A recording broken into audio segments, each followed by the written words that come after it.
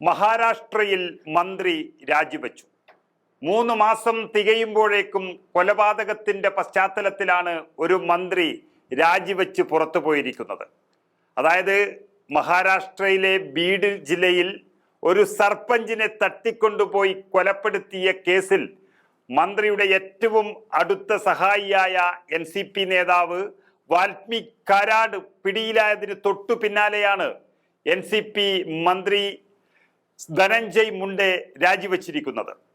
അപ്പോൾ മന്ത്രിയിലേക്കാണ് ഇനി അന്വേഷണങ്ങൾ നീങ്ങുന്നത് എന്നുള്ളത് ഏകദേശം ഉറപ്പായിരിക്കുന്നു.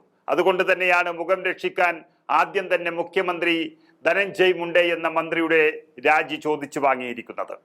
ബീഡ് ജില്ലയിൽ മസാജോഗ് ഗ്രാമത്തിലെ സർപഞ്ച് അഥവാ ഗ്രാമമുഖ്യനായ സന്തോഷ് ദേശ്മുഖ് കൊല്ലപ്പെട്ട ഒരു കേസിലാണ് വാൽമീക് കാരാട് എന്ന NCP നേതാവ് അറസ്റ്റിലായത്. ശക്തമായ പ്രതിഷേധത്തെ തുടർന്നാണ് ഡിസംബറിൽ കാരാട് കീഴടങ്ങിയത് തന്നെ. മഹാരാഷ്ട്ര സംഘടിത കുറ്റകൃത്യ നിയമം ചുമത്തിക്കൊണ്ടാണ് അറസ്റ്റ് ചെയ്തിരിക്കുന്നത്.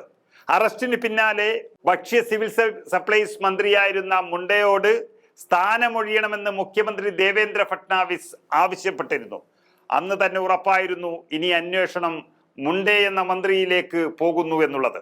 മുണ്ടെ രാജി സമർപ്പിച്ചതായും താൻ അത് അംഗീകരിച്ചതായും മറ്റ് നടപടിക്രമങ്ങൾക്കായി ഗവർണർക്ക് കൈമാറിയെന്നും മുഖ്യമന്ത്രി ദേവേന്ദ്ര ഫട്നാവിസ് അറിയിച്ചു കഴിഞ്ഞു. ഉപമുഖ്യമന്ത്രി അജിത് പവാറുമായി ഇന്നലെ രാത്രി ഫട്നാവിസ് ചർച്ച നടത്തിയിരുന്നു. അതാണ് അവസാനമായി മന്ത്രിയുടെ രാജിയിലേക്ക് എത്തിയത്. ഇതിന് പിന്നാലെയാണ് മുഖ്യമന്ത്രി ഇങ്ങനെ ഒരു രാജി ആവശ്യപ്പെട്ടും അത് ശക്തമാക്കി രംഗത്ത് വന്നത്.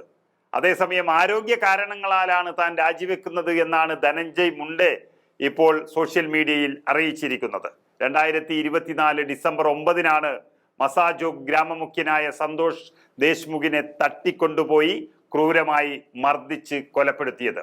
ധനഞ്ജയ് മുണ്ടേക്കും ഈ കൊലപാതകത്തിൽ വ്യക്തമായ പങ്കുണ്ട് എന്ന് ജനങ്ങൾ മുഴുവൻ ആരോപിച്ചിരുന്ന ഒരു സാഹചര്യത്തിലാണ് ഇപ്പോൾ രാജിയിലേക്ക് കലാശിച്ചിരിക്കുന്നത്. ധനഞ്ജയ് പണ്ഡിറ്റ് റാവു മുണ്ടെ എന്ന ധനഞ്ജയ് മുണ്ടെ പഴയ BJP നേതാവാണ്. ഭാരതീയ ജനതാ പാർട്ടിയിൽ യൂത്ത് വിങ്ങിന്റെ പ്രസിഡന്റായി ധനഞ്ജയ് മുണ്ടെ ഒരുപാട് കാലം പ്രവർത്തിച്ചതാണ്. പിന്നീട് അദ്ദേഹം അജിത് പവാറിന്റെ NCPയിലെത്തി. ഇപ്പോൾ അജിത് പവാറിന്റെ കീഴിൽ നാഷണലിസ്റ്റ് കോൺഗ്രസ് പാർട്ടി അഥവാ NCPയുടെ അംഗവും ദേവേന്ദ്ര ഫട്നാവിസ് സർക്കാരിൽ ക്യാബിനറ്റ് മന്ത്രിയുമായിരുന്നു. അതായത് കൂടുതലൊന്നും ഇതിൽ പറയാനില്ല. അക്രമത്തിന്റെ മേലങ്കി അണിഞ്ഞ ഒരു സർക്കാരിലെ മന്ത്രിയും കൊലപാതകത്തിന്റെ പേരിൽ തന്നെയാണ് ആദ്യം തന്നെ പുറത്തു പോകുന്നത്.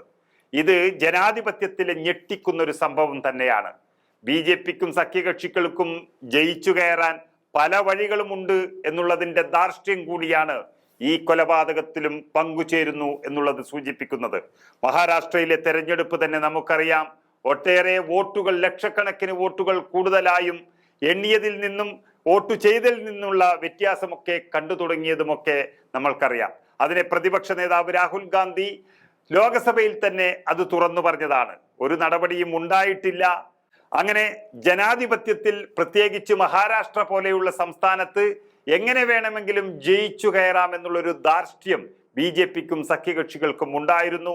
അതുതന്നെയായിരിക്കാം ഒരു പക്ഷേ ജനങ്ങളെ സേവിക്കുന്നതിനു പകരം കൊലപാതകം വരെ മന്ത്രിമാരടക്കം പ്രോത്സാഹിപ്പിക്കുന്നത്. അങ്ങനെയുള്ള ഒരു മന്ത്രി ആദ്യം തന്നെ രാജിവെക്കേണ്ടി വന്നിരിക്കുന്നു എന്നുള്ളത് നല്ല സൂചനയാണ് നൽകുന്നത്.